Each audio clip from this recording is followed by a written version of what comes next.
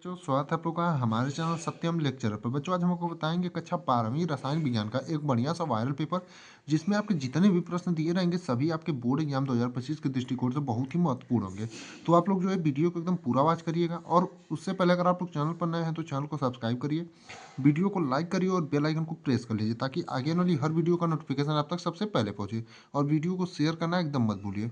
तो आइए शुरुआत करते हैं। सबसे पहले आपके होंगे बहुविकल्पी प्रश्न। तो पहला प्रश्न है, एक अंतः केंद्रित घनी बीसीसी एकक कोष्ठका में परमाणुओं की संख्या होती है। पहला ऑप्शन दिया है आपका एक, दूसरा दिया है दो और तीसरा में चार और चौथे में छह।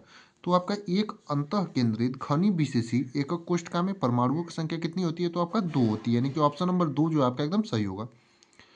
ख वाला क्वेश्चन है, 3 ग्राम एसिटिक अम्ल 80 ग्राम बेंजीन में विलीन है, विलयन की मोललता है।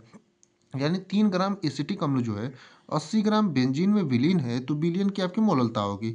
पहला दिया है 0.0625 मोल के जी इनवर्स, दूसरा दिया है 0.00625 मोल के जी इनवर्स, तीसरा दिया है 0.625 मोल के जी इनवर्स और चौथा दिया है 6.25 मोल के जी इनवर्स। तो आपका 3 ग्राम एसिटिक अम्ल 80 ग्राम बेंजीन में विलीन है तो विलियन की मोललता कितनी होगी? तो आपका जो बिलियन की मोललता होगी वो होगी 0.625 मोल के जी इनवर्स, यानी कि आपका तीसरा वाला जो ऑप्शन है एकदम सही होगा।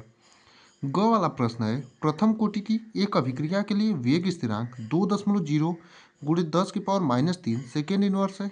इस अभिक्रिया की अर्धायु है।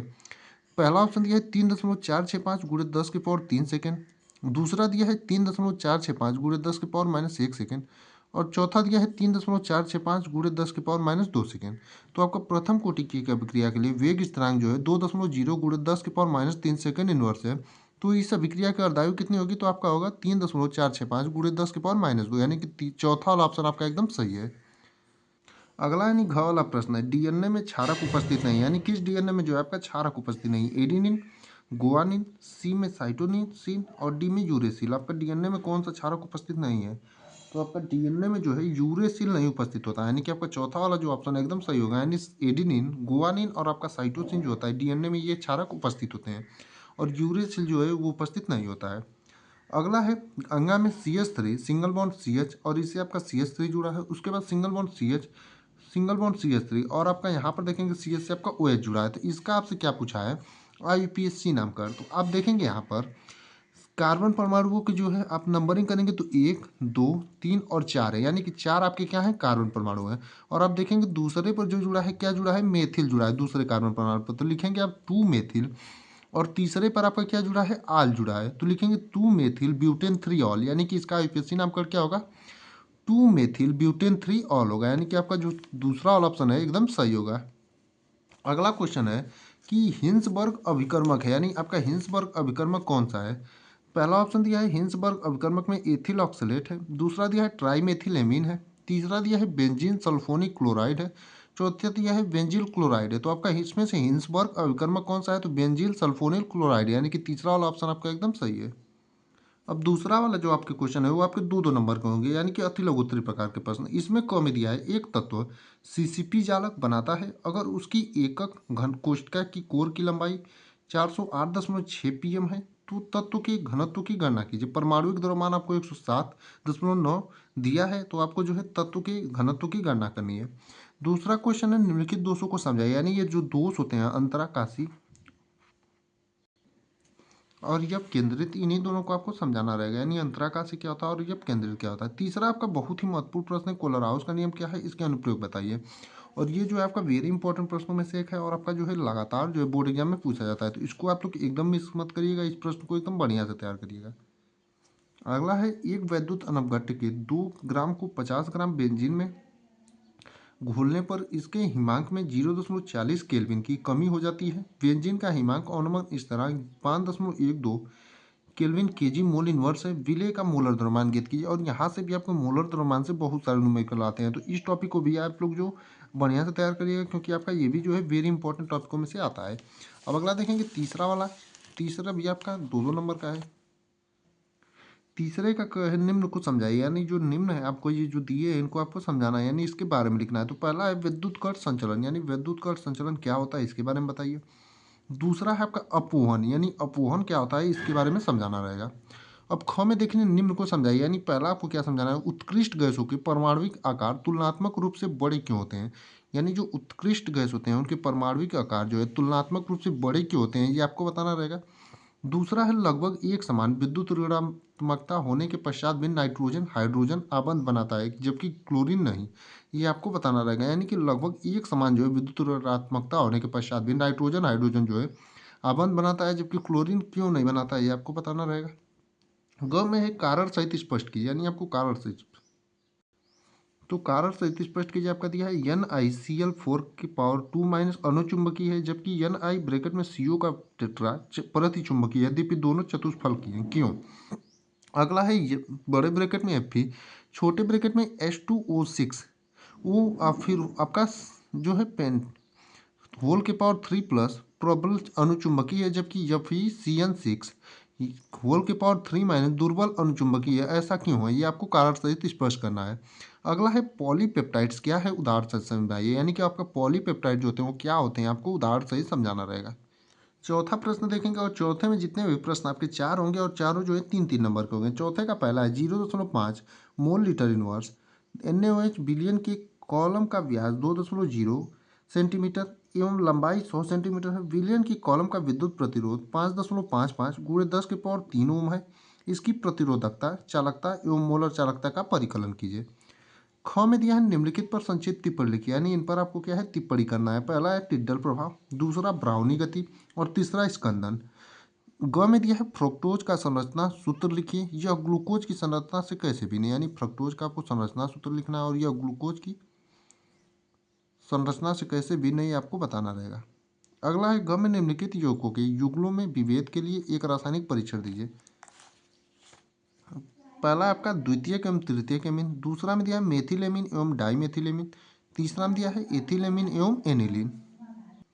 पांचवें के क में दिया है आपका क्वथनांक का उन्नयन से आप क्या समझते हैं, यानी क्वथनांक का उन्नयन जो होता है उसकी आपको परिभाषा लिखनी रहेगी। अगला है एक द्रव क्वथनांक 350 केल्विन है। 2.0 अवाशील विलेय को 100 ग्राम द्रव में घोलने पर विलयन का क्वथनांक बढ़कर 350.50 केल्विन हो जाता है। विलेय के मोलर द्रव्यमान की गणना कीजिए। द्रव के लिए Kb का मान 2.50 के केल्विन केजी मोल इनवर्स है। तो यहाँ पर आप देखेंगे यहाँ पर भी आपको मोलर द्रव्यमान गणना करने, हमने आपको पहले ही कहा था मोलर द्रव्यमान वाला जो आपका टॉपिक है बहुत ही ज़्यादा महत्वपूर्ण है और यहाँ से जो आपके बार बार क्वेश्चन आते हैं।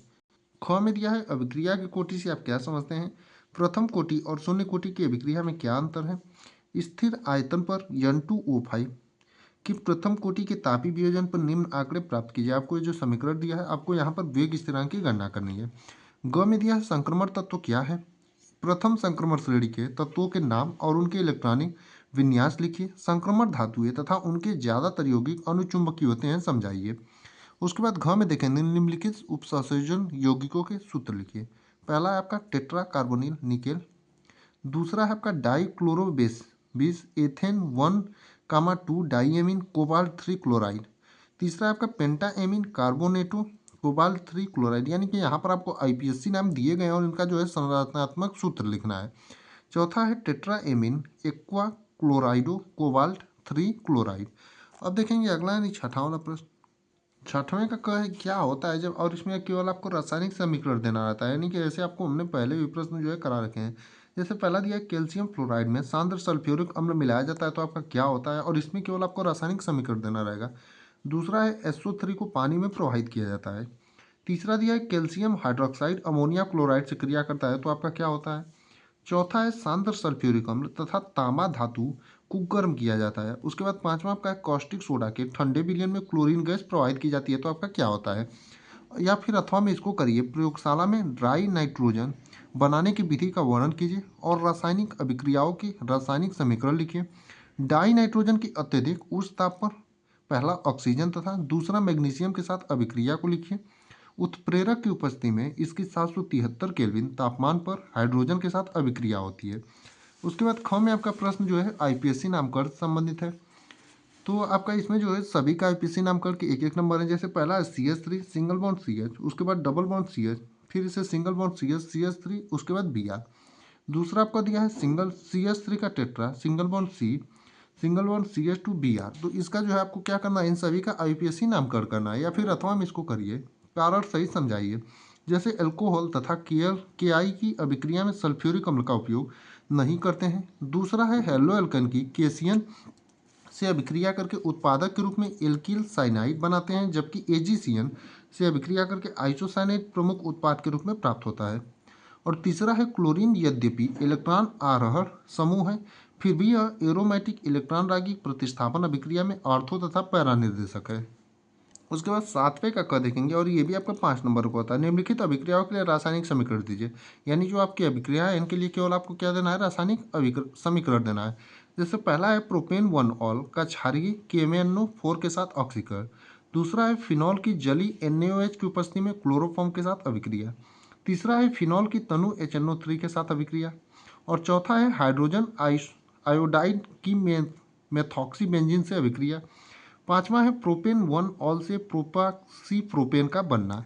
या फिर अथवा में आप इसको करिए, निम्नलिखित परिवर्तनों को किस प्रकार किया जा सकता है, केवल आपको रासायनिक समीकरण देना है। पहला है आपको एथिल मैग्नीशियम क्लोराइड से प्रोपेन 1 ऑल। दूसरा है मेथिल मैग्नीशियम ब्रोमाइड से 2 मेथिल प्रोपेन 2 ऑल। तीसरा है बेंजील एल्कोहल से बेंजोइकम। चौथा है फिनॉल से पिपरिकम। और पांचवा है आपका प्रोपेन 2 ऑल का निर्जलीकरण। ख में आपका दिया है क्या होता है जब, और इसमें भी आपको केवल रासायनिक समीकरण देना रहता है। पहला है एसिटिल्डिहाइड तनु NaOH के साथ अभिक्रिया करता है तो आपका क्या होता है। दूसरा है एसीटोन को ठोस बोरियम हाइड्रोक्साइड के साथ गर्म करो तो आपका क्या होता है। अगला है फॉर्मएल्डिहाइड सांद्र NaOH के साथ अभिक्रिया करता है और क्या होता है जब, और कैसे प्राप्त करोगे।